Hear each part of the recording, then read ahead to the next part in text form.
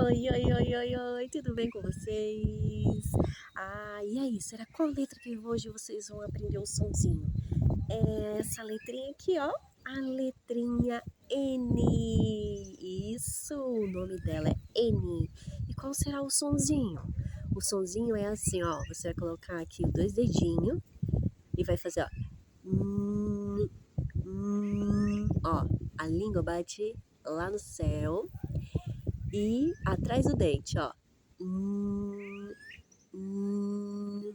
E que palavrinha será que eu posso escrever com essa letrinha? Olha só. Nuvem. A nuvem aqui hoje tá muito linda. Olha só. Também navio.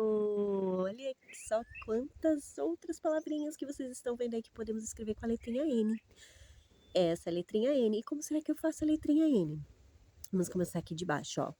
Subiu uma montanha, desceu, subiu e parou. Essa é a letrinha N e o sonzinho dela é